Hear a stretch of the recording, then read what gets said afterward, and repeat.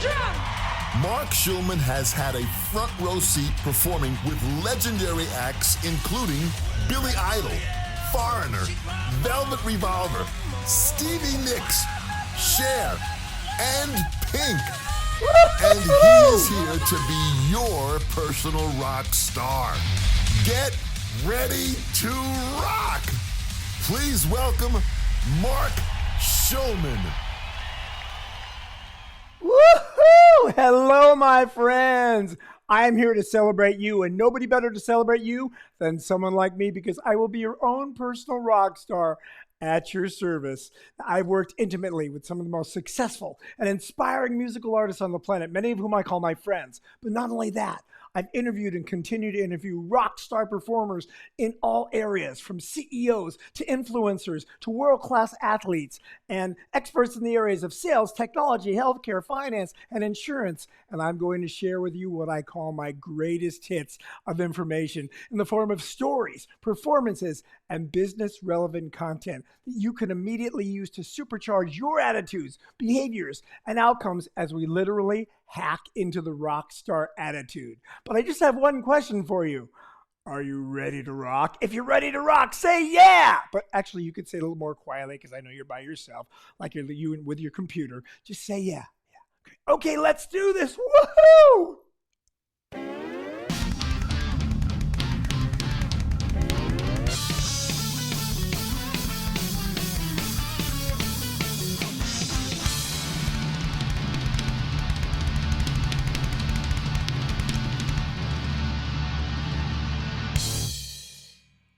Oh, yeah. So that was a performance, and now it is your turn, everybody. Come on, stand up, get in the rock and roll spirit. Put your hands in the air like you don't care. Put your hands in the air like you don't care. Or. Now put your hands in front of you like, oh, I never thought of a good rhyme for that. I'm sorry. Just put your hands in front of you. Okay, here's all I'd like you to do is just do exactly what I do. Cool? Here we go. Great! All right. Okay, you're primed. Now you're ready for a little rhythmic interplay. First, I will clap a rhythm, and then you will clap the same rhythm. First me, then you. First me, then you. Me. You. Me.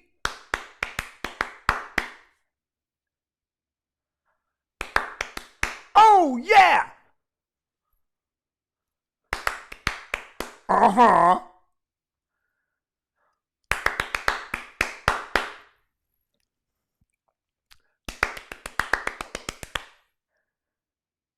Stop!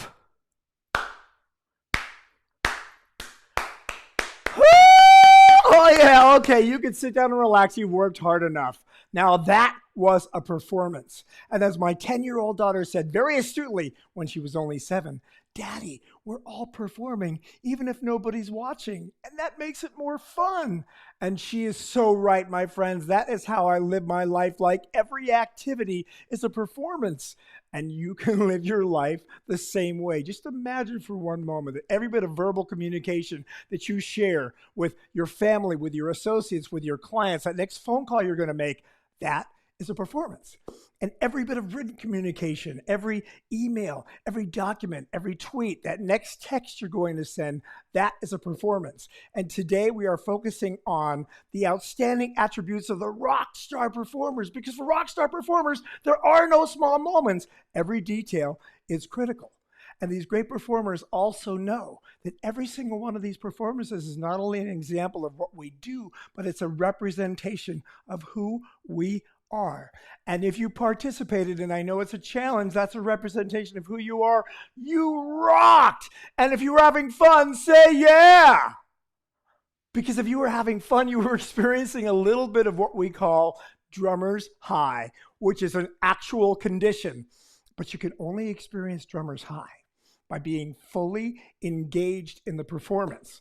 Not by reading about it, not by hearing about it on YouTube, not by wearing some sort of helmet. It's this actual engagement that just gave you the following benefits. You just boosted your immune system, boosted your endorphins, made yourselves more acute and cute. But there was something else going on, and this is critical. You were actively listening. And because you were actively listening, you were responding in real time as opposed to reacting. When you react, you're playing old tapes, old memories. It weakens your power. Whereas when you respond, it gives you more power. But unfortunately, in today's fabric of communication, this component of active listening is getting lost with the internet and smartphones and TikTok and all this fast stuff going on. And it is truly the foundation of sustainable rockstar performance. So if I could get your agreement that in our short period of time, you would continue to actively listen, that would be great. And if you have your agreement, say yeah. All right, I'm going to test you. Here we go. Okay, I believe you. Now, I told you I work with these extraordinary performers, and they've shared with me stories, secrets, and methods of operation that, of course, I'm going to share with you. But there's something I've noticed after really studying these people for many, many years, that the sustainable rockstar performers, the ones that stayed on top of their game, they are happy and healthy, and they understand that it's not just about the performance, it's truly about having the best time with each performance. And there have been many studies that prove the better time you're having with your performance, the higher level in which you perform. Not to mention, you're just having a better time, and there's no secret about my industry. Rock stars love to party. I love to party. Now, be honest, does anybody else here love to party? If you love to party, say yeah. But there is a new paradigm to the partying, even in the rock and roll business, and it's not in the substance consumption. I call it partying version 2.0, and it is in the mindset. So imagine last year, we played a record-breaking stadium tour with Pink, 30 to 100,000 people every night. And a few years before that, we played our first stadium tour with Pink, and it was spectacular.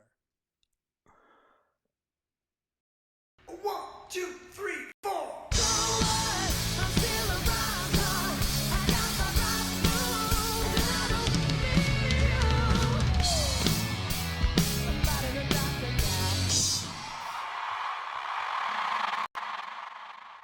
Now, we always ended with that song, So What? And Pink would do this outrageous aerial stunt we call the 360, where she'd come running out from behind the stage with a little harness around her neck. Little harness around her waist. And she would run down the runway to the front of the satellite stage, where she'd be greeted by two dancers who would clip her in with 2 carabiner clips. And attached to each carabiner clip was 2 high-tension cables that would stretch across the entire audience. And when she would give the signal to the computer operator, he would lift her up, and she would go soaring across the audience, doing flips and turns and spins, speeds of up to 30 miles an hour, drops of up to 25 feet, and she'd always circle around to the back of the audience so even the people in the cheap seats could see the sweat on her brow.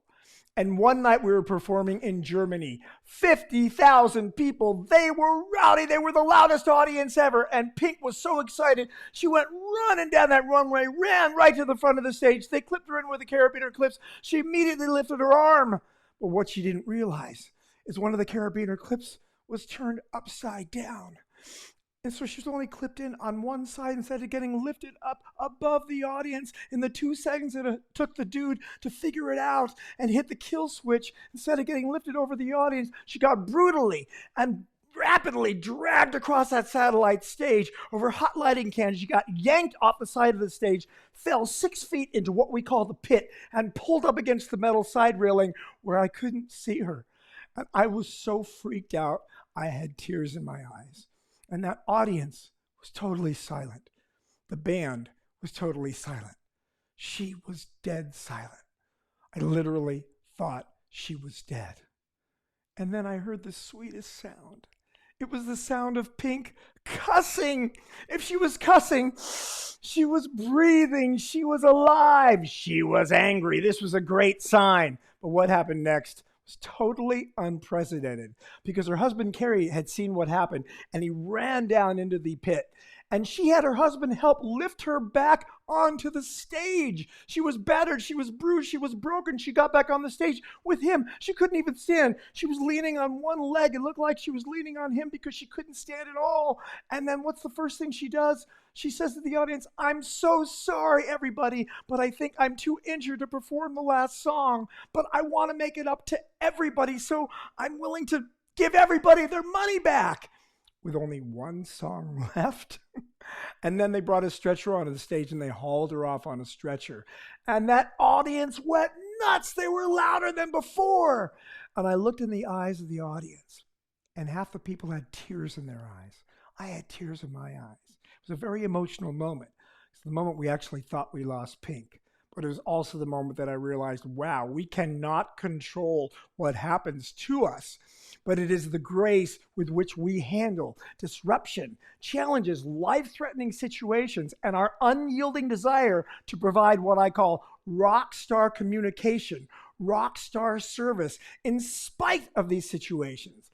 That's what determines the future of our relationship with our family, with ourselves, with our business. And listen, I understand it's been so challenging for you. You've been faced with having to think outside of your job scope due to COVID-19. And our world has changed, and we all have to work differently. And you have adapted and provided innovative solutions with technology that has never been imagined before. And we are faced with this new normal, not only to survive, but to thrive. And this will allow us to remove obstacles, break down barriers, and create an environment to innovate at an even more rapid pace. This is a new attitude, and it's more impactful. And each of you is making an impact on the future. And how about your Rockwell Automation's customers' innovations? Now, companies are taking existing machines that sanitize vegetables and fruits and converting them to sanitation machines for PPE. And of course, the auto manufacturers have been making ventilators for a while. And we have HIV test kits that are being turned into COVID-19 test kits. Listen, it's all about managing change. And there are two ways to manage change. We either embrace it or we resist it. And the more we resist change, the more anxiety, the more fear it creates. And I understand my business has been turned upside down. But I also understand, because I learned from an expert, that the chemistry in the body for fear and excitement are identical. It's just our perception and our projection of that chemistry that determines our experience.